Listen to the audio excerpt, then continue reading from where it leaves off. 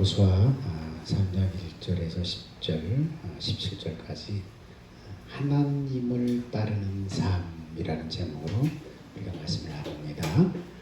이스라엘 백성들은 애굽에서 나온 후에 한 번도 가보지 않는 길을 지금 걸어가야 했습니다. 광야길도 처음이에요. 가나안도 가본 적이 없어요. 우리 인생이나 여러분 신앙생활도 이와 같습니다.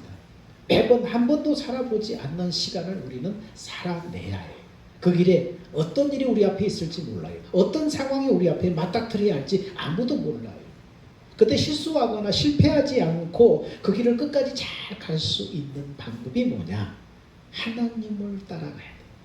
왜냐하면 하나님께서 우리의 앞서서 우리 갈 길을 정확히 인도하시며 마침내 천국 가나안에 이르게 하신다고 말씀하시기 때문입니다.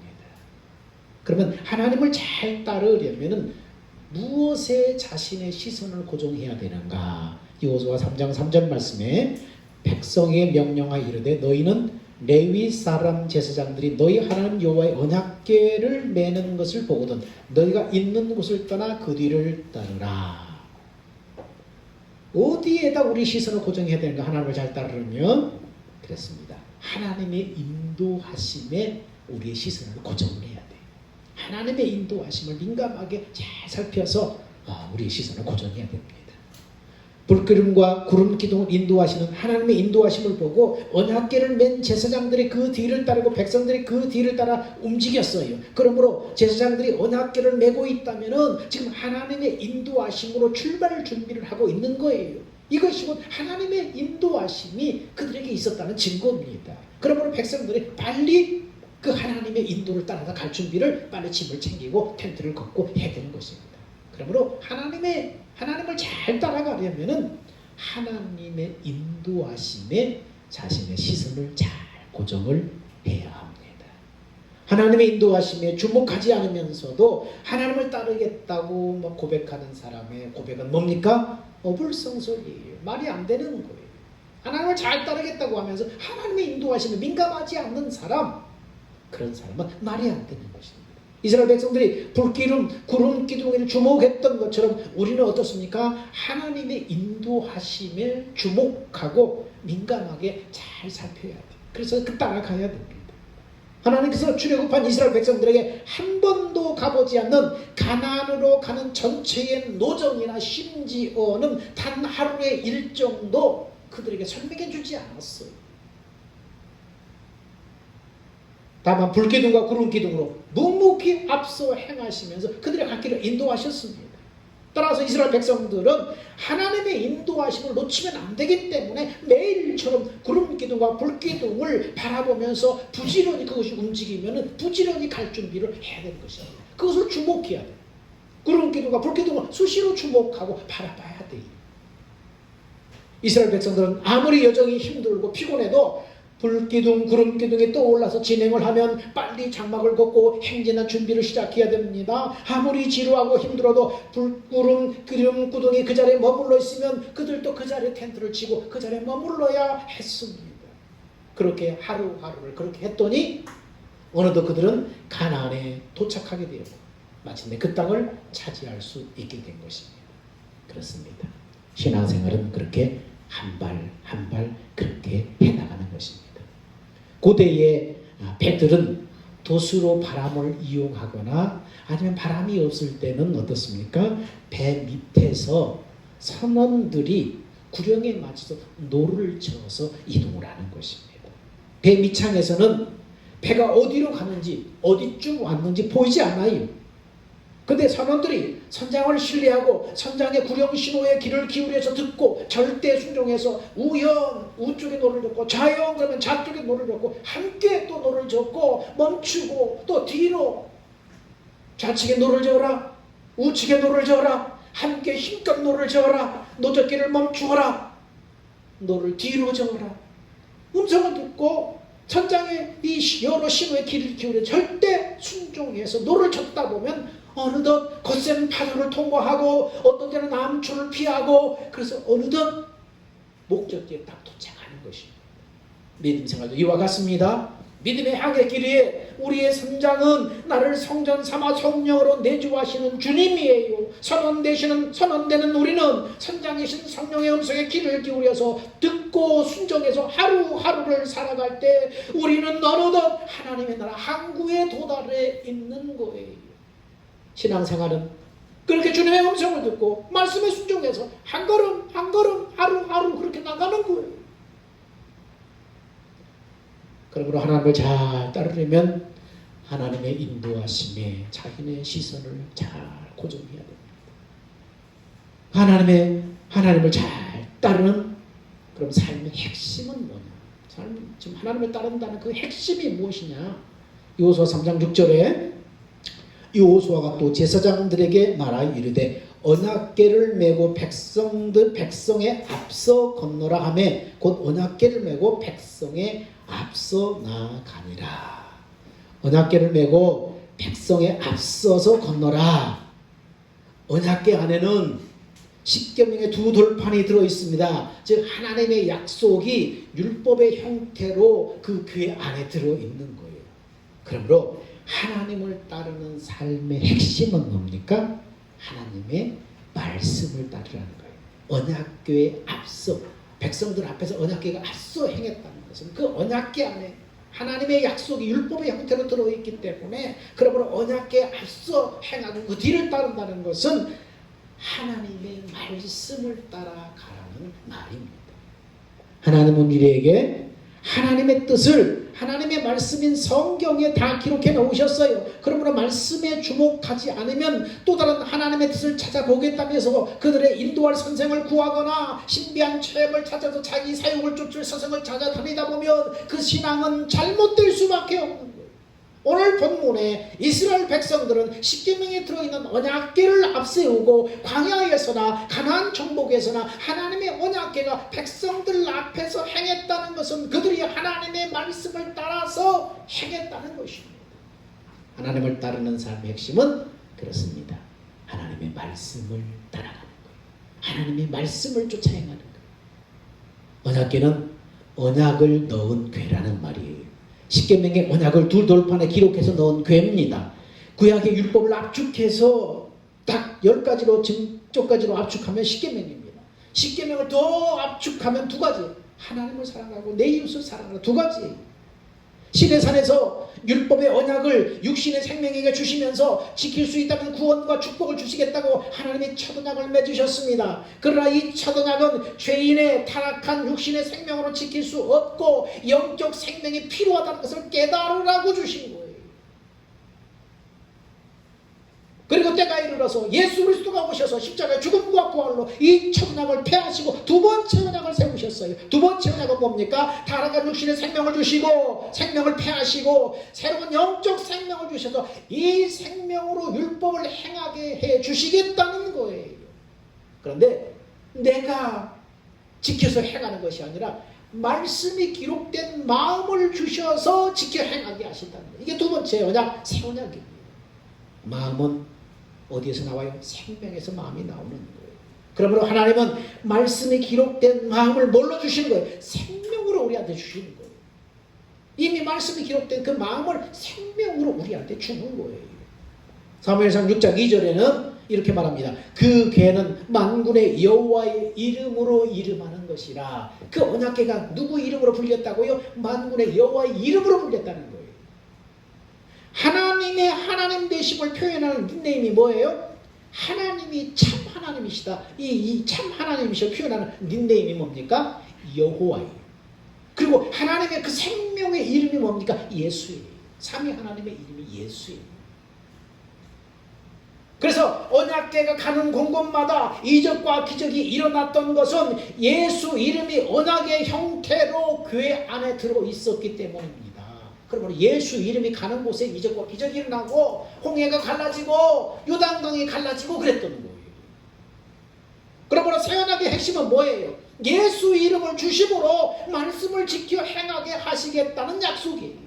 우리한테 예수 이름을 주심으로 말씀을 지켜 행하게 하겠다. 그래서 구약에 언약을 앞세웠다는 것은, 언약궤를 앞세웠다는 것은 말씀을 따라갔다는 것이고, 그 말씀은 언약을 믿음으로 영으로 마음으로 말씀하시는 하나님의 음성을 따라갔다는 거예요. 오늘날 예수님은 예수 믿는 자를 성전 삼아 성령으로 내주하십니다. 그래서 우리가 천국복음 믿음으로 말씀 안에서 말씀하시는 주님의 음성을 듣고 살아가면 그 사람이 예수 이름을 모신 하나님의 언약궤인 거예요. 심령 언약궤인 거예요. 기록된 말씀을 지식으로만 보지 말고, 그래서 복음의 약속을 믿음으로 성령을 의탁해서 말씀을 읽고 묵상해야 하는 거예요. 건성으로 지식으로만 풀지 말고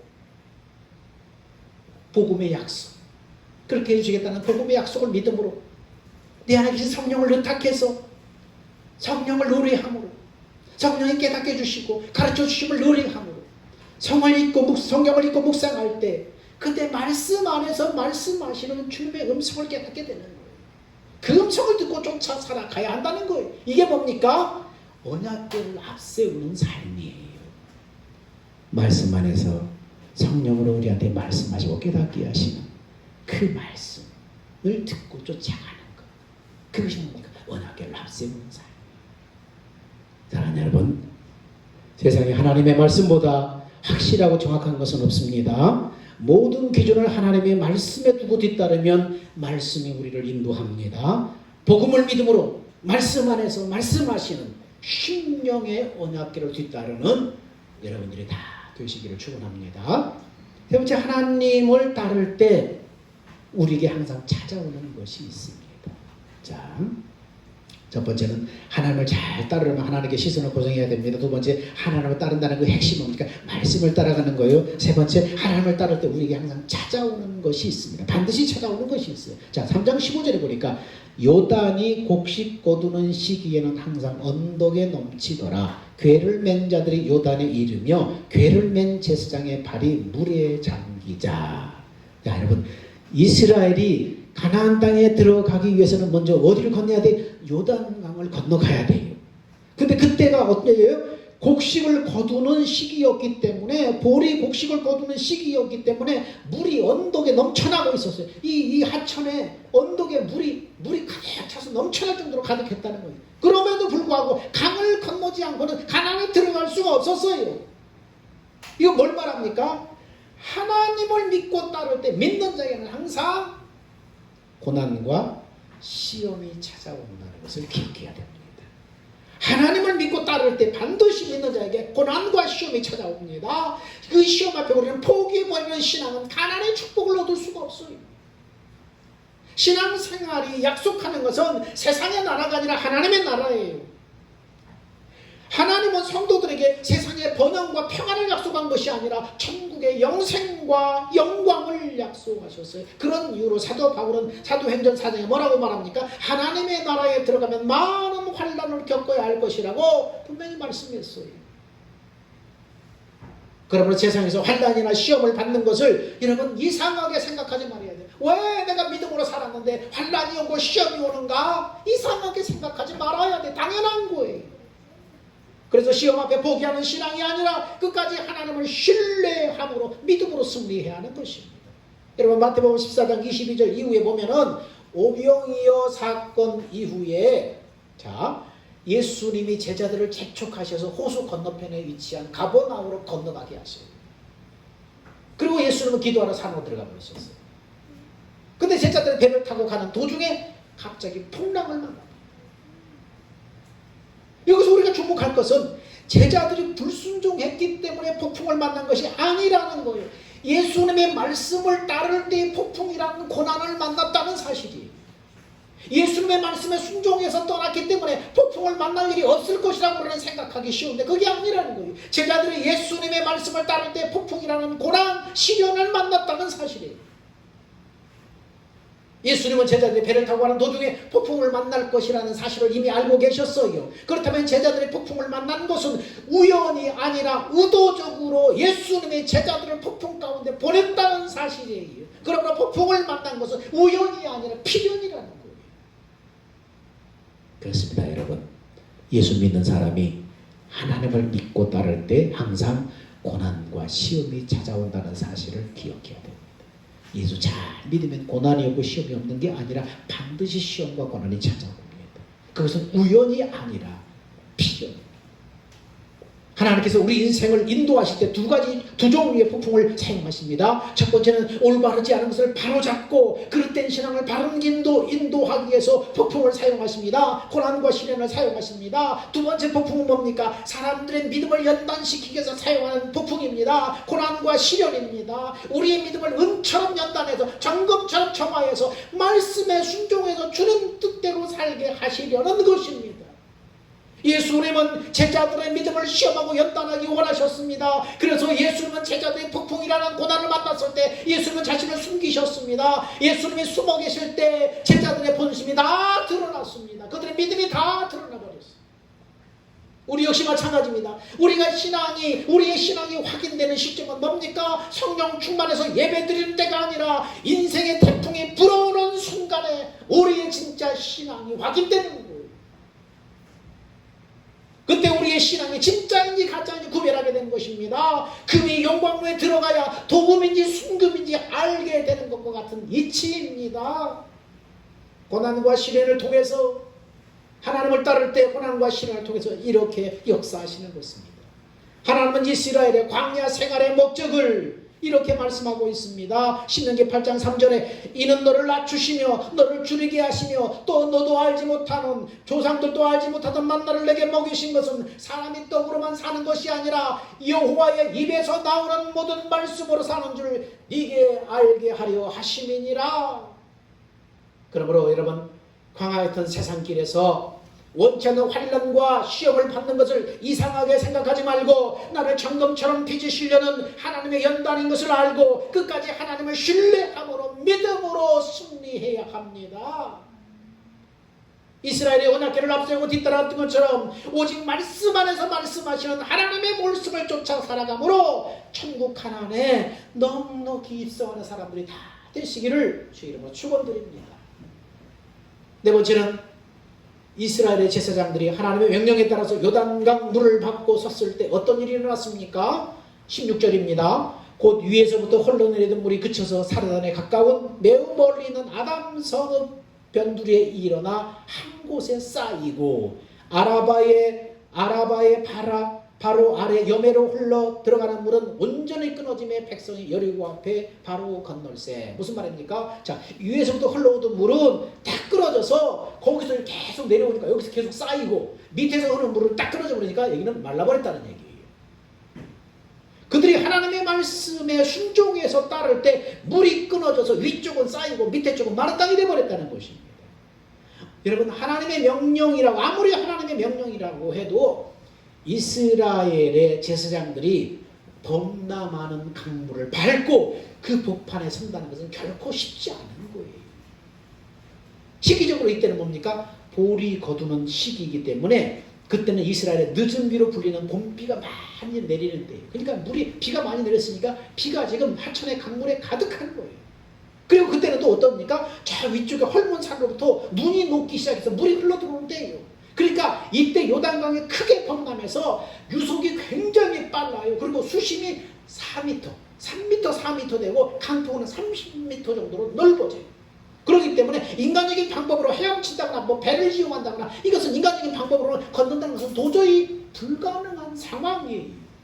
그렇지만 언약궤를 맨 제사장들이 그 명령에 순종해서 넘실대는 강물 속으로 담대하게 들어갔습니다. 그러자 위로부터 내리던 물이 한 곳에 쌓이고 사해로 흘러가던 물은 온전히 끊어져서 마른 땅이 되어버렸다는 거예요.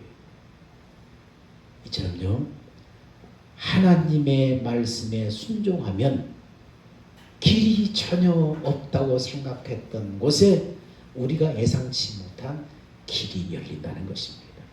믿음의 성장은 내가 엄청난 나의 노력을 통해서 이루어지는 것이 아니라 불가능한 것 같은 상황에서 그 말씀에 순종할 때 불가능한 것 같은 그 상황이 가능해집니다.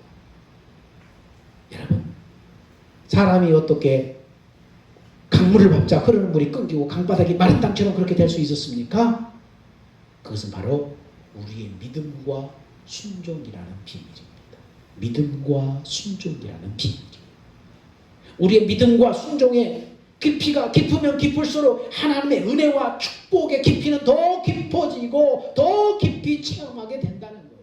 여러분, 게네사렛 호숫가에 고기 잡던 베드로는 밤새 수고해서 고기 한 마리 잡지 못했지만은 주님이 오셔서 깊은 데로 가서 그물을 내려 고기를 잡으라, 이 주님의 말씀에 베드로는 내가 잡은 것이 없지만은 내가 말씀에 의지해서 그물을 내리리다, 말씀에 순종해서 불가능한 것 같은 상황에서, 불가능한 것 같은 그 상황에서 주님의 말씀에 순종할 때 어떤 일이 벌어졌습니까? 그물이 찢어질 정도로 고기가 잡혔잖아요. 말씀에 순종할 때 불가능한 것 같은 그런 말씀일지라도 순종하라. 여러분, 한 번도 가보지 않는 광야 같은 인생길을 천국 가나안에 들어가기까지 어떻게 실패하지 않고 끝까지 잘 갈 수 있는가? 하나님의 인도하심에 자신의 시선을 고정해야 합니다. 그래서 주님의 음성을 듣고 말씀에 순종해서 한 걸음 한 걸음 나가는 것입니다. 하나님을 따른다는 삶의 핵심이 뭡니까? 말씀을 따르는 거예요. 이스라엘 백성이 언약궤를 앞세우고 뒤따라간 것처럼 우리는 예수 이름의 심령의 언약궤를 뒤따라가야 됩니다. 예수 이름으로 말씀 안에서 말씀하시는 주님의 말씀을 딛고 따라가는 것입니다. 세 번째, 하나님을 믿고 따를 때 항상 우리에게 뭐가 찾아온다는 것을 염두에 둬야 됩니까? 고난과 시련이 반드시 온다는 것을 기억해야 됩니다. 인생길을 갈 때 고난과 시련인 것을 이상하게 생각하지 말아라는 것입니다. 당연하다는 것입니다. 올바르지 않은 것을 올바르게 바로잡고 그릇된 신앙을 바로잡기 위해서 고난과 시련을 사용하십니다. 그리고 그 사람의 믿음을 연단시켜서 정금처럼 정화시키기 위해서 하나님의 고난과 시련을 사용하십니다. 그러므로 고난이 올 때, 시련이 올 때 여러분 이상한 일 당하는 것처럼 생각하지 말고 하나님을 신뢰함으로 믿음으로 승리해야 됩니다. 말씀에 순종하면 불가능한 것 같은 상황과 환경 속에서도 말씀에 순종하면 길이 없다고 생각했던 곳에 우리가 예상치 못하는 길이 열린다는 사실입니다. 불가능한 것 같은 상황 속에서 말씀에 순종할 때 불가능한 것 같은 상황이 가능해지도록 역사하신다는 것입니다.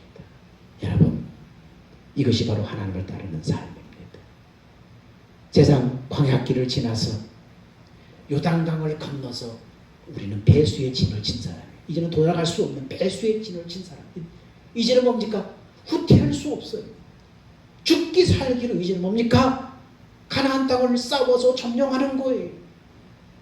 광야길을 지나서 요단강을 건너 배수의 진을 치고 가나안을 점령하는 그날까지 시련과 고난이 와도 선장 되신 주님만 바라보면서 그분의 말씀을 듣고 순종해서 주님 앞에 서는 날 정금처럼 빚어지는 하나님 앞에 상 받는 사람으로 여러분 모두가 다 발견되시기를 주님의 이름으로 축원드립니다. 기도합니다. 사랑하는 주님, 광야 같은 세상, 한 번도 가보지 않는 인생길, 천국 가나안에 들어갈 때까지 어떻게 실패하지 않고 끝까지 잘 따라갈 수 있습니까? 하나님만 따르는 삶을 살아야 합니다. 하나님의 말씀을 쫓는 삶입니다. 심령의 언약궤를 따라서 말씀 안에서 말씀하시는 주님의 음성을 듣고 따라가게 하여 주옵소서.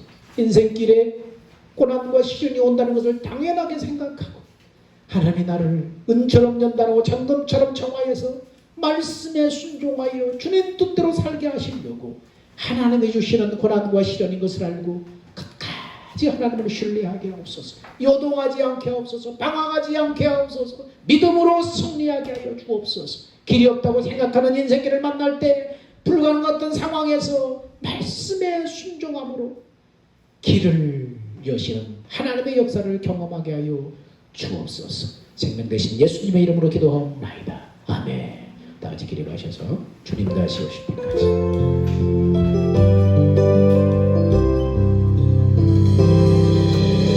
주님 다시 오실 때까지 나는 이 길을 가리라. 좁은 길 나의 십자가 지고 나의 가는 일 끝에서 나는 주님을 보리라.